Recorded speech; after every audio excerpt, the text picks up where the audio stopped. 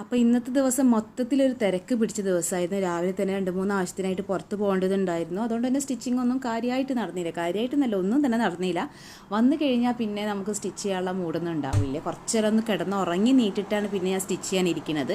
അപ്പോൾ മെഷീനിലാണെങ്കിൽ ഇല്ലാത്ത സാധനങ്ങളൊന്നുമില്ല, എല്ലാ സാധനങ്ങളും മെഷീനിലുണ്ട്. അപ്പോൾ അതൊക്കെ ഒന്ന് മാറ്റിയിട്ട് വേണം നമുക്ക് സ്റ്റിച്ച് ചെയ്യാൻ.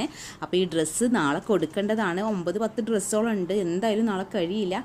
അപ്പോൾ മാക്സിമം ഇന്ന് കുറേ ടൈം ഇരുന്നാൽ മാത്രം കഴിയുള്ളൂ. അപ്പോൾ അതിനായിട്ട് ഞാനിതെല്ലാം തന്നെ മെഷീൻ വന്ന് മാറ്റി സ്റ്റിച്ച് ചെയ്യാനുള്ള തയ്യാറെടുപ്പ് നടത്തിക്കൊണ്ടിരിക്കുകയാണ്.